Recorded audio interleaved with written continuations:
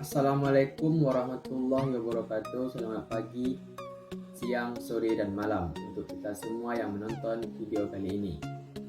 Jadi, halo teman-teman semuanya, aku Bima Al-Fikri. Pada kali ini aku membuat video berupa ulasan pembelajaran bahasa Indonesia mata kuliah bahasa Indonesia bersama Bapak Asnawi pada program studi teknik perminyakan. Nah, untuk kita ketahui bersama bahwasannya bahasa tentunya suatu komponen penting untuk kita ketahui dan kita pelajari lebih dalam. Pada kali ini, aku akan membahas tentang hakikat bahasa, ragam, dan laras bahasa. Penasaran? Nah, simak video berikut ya teman-teman. Baik teman-teman semuanya, bahwasanya bahasa adalah kemampuan yang dimiliki manusia untuk berkomunikasi dengan manusia lainnya menggunakan tanda, misalnya kata dan gerakan. Berdasarkan pengertiannya, bahasa termasuk sistem perlambangan yang dipakai secara timbal balik dan dibentuk atas unsur-unsur bunyi ucapan manusia. Pernyataan tersebut diungkapkan dalam buku Khazanah Antropologi 2009, diterbitkan Pusat Pembukuan Departemen Pendidikan Nasional. Selain itu, dalam kehidupan manusia, bahasa juga sangat terkait dalam perkembangan budaya. Nah, ada 3 faktor nih yang menunjukkan peran bahasa dalam perkembangan budaya. Yang pertama, bahasa sebagai unsur budaya.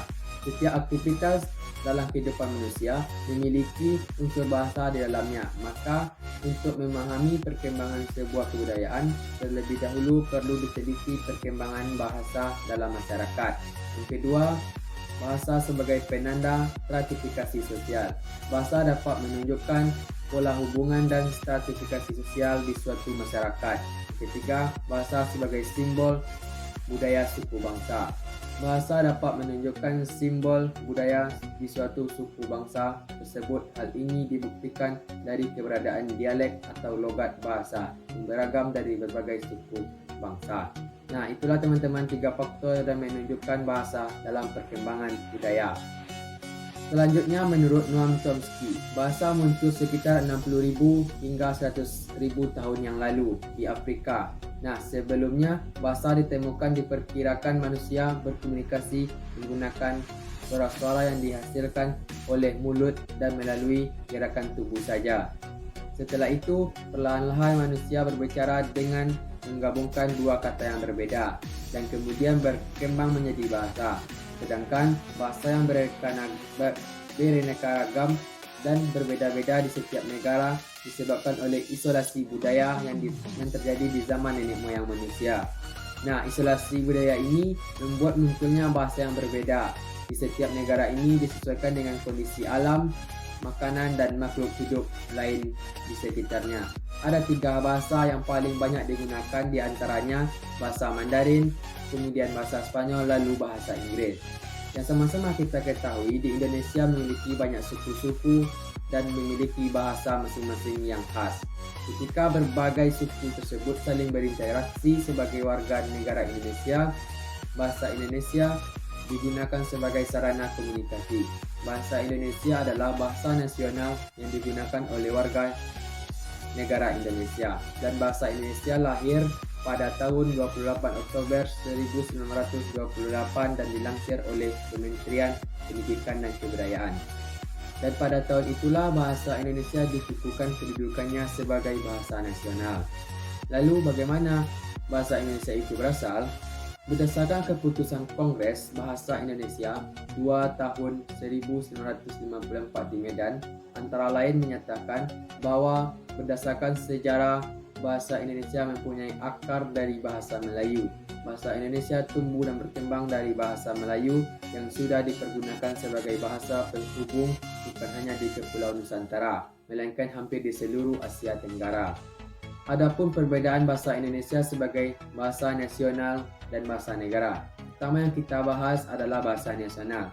Bahasa nasional di sini adalah sebagai lambang identitas nasional, lambang kebanggaan nasional, dan alat pemersatu berbagai masyarakat yang mempunyai latar belakang sosial, budaya, dan bahasa yang berbeda. Dan juga sebagai alat penghubung atau komunikasi antar budaya dan daerah. Sebagai bahasa Indonesia, sebagai bahasa nasional, bahasa Indonesia tidak mengikat pemakainya untuk sesuai kaidah dasar. Bahasa digunakan secara non-resmi, santai, dan bebas. Yang penting dapat menyampaikan makna yang dimaksud. Nah, selanjutnya bahasa negara. Bahasa negara di sini adalah bahasa resmi kenegaraan, bahasa pengantar resmi di lembaga-lembaga pendidikan, bahasa resmi dalam perhubungan tingkat nasional untuk kepentingan perencanaan dan pelaksanaan pembangunan serta pemerintahan. Dan bahasa resmi di dalam pengembangan kebudayaan dan pemanfaatan ilmu, pengetahuan serta teknologi. Sebagai bahasa negara, bahasa Indonesia harus digunakan sesuai dengan kaidah, tertib, cermat, masuk akal, lengkap, dan baku. Tingkat kebakuannya diukur oleh aturan kebahasaan dan logika pemakainya. Peran dan fungsi bahasa secara umum. Bahasa menjadi salah satu unsur paling penting yang mempengaruhi kehidupan maupun kebudayaan sekaligus alat komunikasi utama manusia. Yang pertama, peran bahasa dan perkembangan budaya. Bahasa sebagai unsur budaya, perkembangan kebudayaan bisa diteliti melalui perkembangan bahasa dalam masyarakat. Bahasa dapat menunjukkan pola hubungan dan stratifikasi sosial di suatu masyarakat, dan bahasa dapat menunjukkan simbol budaya di suatu suku bangsa. Yang kedua, fungsi bahasa secara umum. Bahasa sebagai alat ekspresi diri, bahasa sebagai alat komunikasi, bahasa sebagai alat integrasi dan adaptasi sosial, dan bahasa sebagai alat kontrol sosial. Ilmu yang mempelajari seluk-beluk bahasa atau ilmu tentang bahasa adalah linguistik. Nah, linguistik secara umum terbagi atas dua bagian, yaitu linguistik mikro dan makro. Yang pertama, linguistik mikro. Linguistik mikro adalah disebut juga mikrolinguistik. Adalah cabang ilmu linguistik yang konsen kajiannya pada konten sistem internal bahasa. Adapun bagian dari kajian linguistik mikro adalah fonologi, morfologi, semantik, sintaksis, dan wacana. Yang kedua, linguistik makro. Berbeda dengan linguistik mikro. Linguistik makro mengkaji hubungan bahasa dalam tataran dunia luar, baik hubungan dengan alam, sosial, atau suatu disiplin ilmu pengetahuan. Oleh kerana itu, kajian linguistik makro bersifat luas dan eksternal. Adapun bagian linguistik makro mencangkup antara lain sosiolinguistik, psikolinguistik, antropolinguistik, etnolinguistik, dan pragmatik. Ragam bahasa dan laras bahasa. Ragam atau variasi bahasa adalah bentuk atau wujud bahasa yang ditandai oleh ciri-ciri linguistik tertentu. Di samping ditandai oleh ciri-ciri linguistik, simbolnya ragam bahasa yang juga ditandai oleh ciri-ciri non-linguistik. Misalnya, lokasi atau tempat penggunaannya, di lingkungan sosial pemakaiannya, dan lingkungan keprofesian pemakaian bahasa yang bersangkutan. Adapun juga ragam bahasa resmi, ragam bahasa tak resmi, ragam daerah, dan dialek yang berkaitan dengan asal penutur, serta ragam terpelajar dan tak terpelajar yang berkaitan dengan tingkat pendidikan penutur.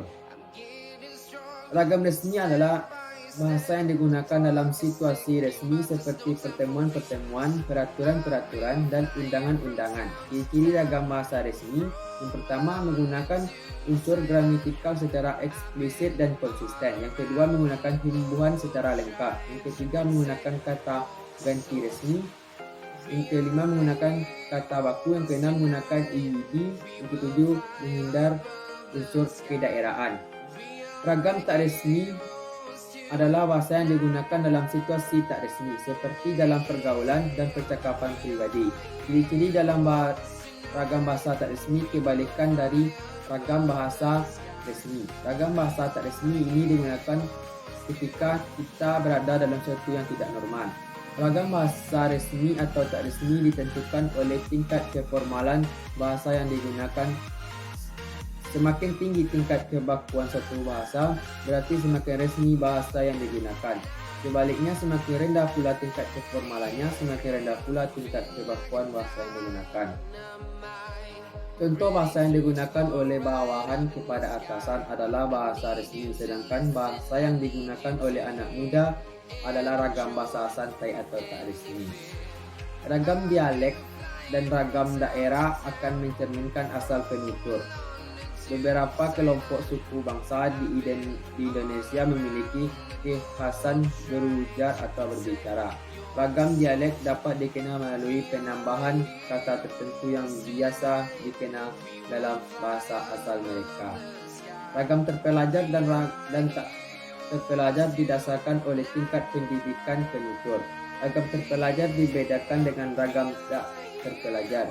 Penutur yang memiliki pendidikan lebih tinggi relatif akan lebih terlatih dalam berbahasa dibanding dengan penutur yang tingkat pendidikannya lebih rendah. Laras bahasa.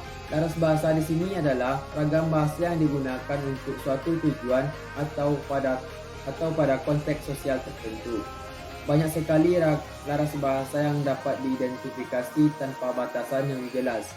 Definisi laras bahasa menurut beberapa para ahli linguistik, diantaranya Urey dan Ellis tahun 1977 menganggap laras bahasa sebagai pola bahasa yang lazim digunakan mengikuti keadaan tertentu. Hal ini bermakna sesuatu situasi akan menentukan bentuk bahasa yang digunakan oleh pengguna bahasa itu dan pemiliknya berdasarkan konvensi sosial masing-masing. Menurut Nick Safia Karim tahun 1989, kajian terhadap laras bahasa perlu mempertimbangkan dua faktor. Yang pertama, ciri keperihalan peristiwa bahasa. Yang kedua, ciri linguistik yang wujud.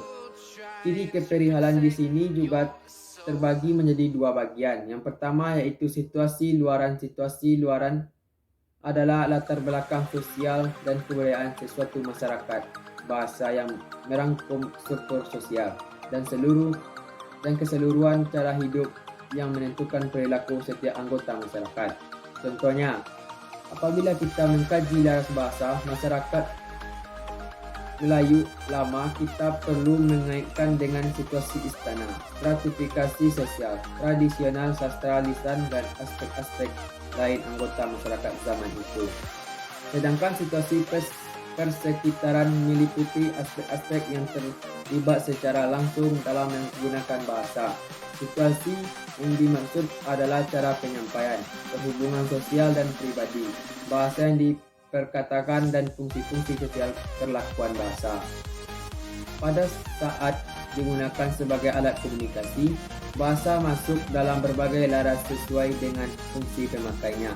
Jadi, laras bahasa adalah kesesuaian antara bahasa dan pemakainya. Nah, itulah teman-teman beberapa ulasan yang bisa aku berikan terkait pembelajaran bahasa Indonesia bersama dosen mata kuliah Bahasa Indonesia, Program Studi Teknik Perminyakan, Fakultas Teknik Universitas Islam Riau. Sampai jumpa Sobat Bahasa.